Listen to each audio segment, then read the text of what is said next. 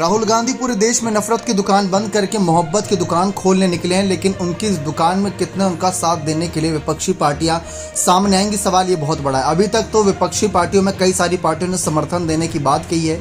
उत्तर प्रदेश से भी समाजवादी पार्टी, जयंत चौधरी की पार्टी, चंद्रशेखर आजाद जैसे कुछ दल साथ नजर आ रहे हैं, लेकिन मायावती की बसपा को लेकर सवाल बहुत बड़ा है, क्योंकि जैसा कि हमने अपनी पिछली कुछ रिपोर्ट में भी आपको जानकारी दी कि ये सिर्फ लोकसभा चुनाव 2024 में ही नहीं बल्कि विधानसभा चुनावों में भी काम आएगा। अब देखा जाए, कुल मिलाकर राहुल गांधी ने इससे पहले भी मायावती को अपने साथ जोड़ने के लिए बहुत बड़ी कोशिश की थी। खुले मंच से राहुल गांधी ने यह तक कह दिया था कि हम 2022 के विधानसभा चुनाव में बसपा के साथ गठबंधन करना चाहते थे और मायावती को चाहते थे कि वो हमारा मुख्यमंत्री चेहरा बने गठबंधन का, लेकिन मायावती की पार्टी की तरफ से इस पर कोई जवाब नहीं आया। इस पर मायावती का साफ कहना था कि हमें ऐसा कोई उनका संदेश मिला ही नहीं, तो हम कैसे उस पर हामी भर देते।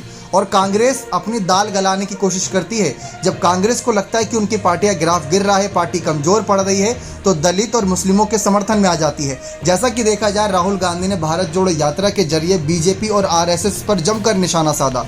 इसके पीछे की मुख्य वजह सिर्फ यही रही कि राहुल गांधी चाहते थे कि कहीं ना कहीं बीजेपी के खिलाफ कर दिया जाए सभी मुस्लिम वोटर्स को, और दलित को साथ लाने के लिए, यानी जो मायावती का कोर वोटर्स है मुस्लिम और दलित, उनको साथ लाने के लिए पहले तो राहुल ने बीजेपी और आरएसएस पर निशाना साधा, और उसके बाद विदेशों में भी जा रहे थे तो दलित अल्पसंख्यक की बात कर रहे थे। आपको याद होगा, अमेरिका दौरा, तब राहुल गांधी के कुछ भाषणों की तारीफ मायावती ने भी की थी।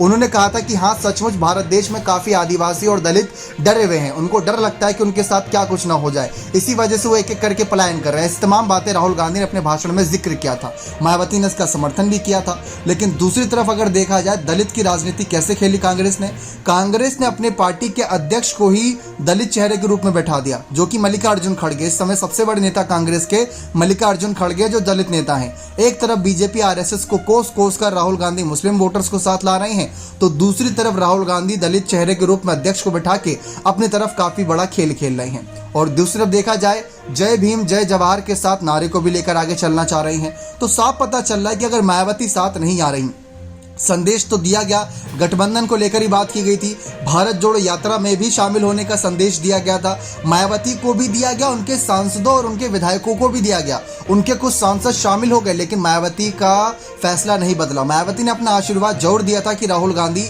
जो यात्रा कर रहे हैं वो सफल रहे, उनका जो मकसद है वो सफल रहे, लेकिन यात्रा में शामिल नहीं हो पाई थी। तो ये एक अलग रणनीति है मायावती की। अब देखते हैं कौन सी रणनीति किसकी कामयाब होती है।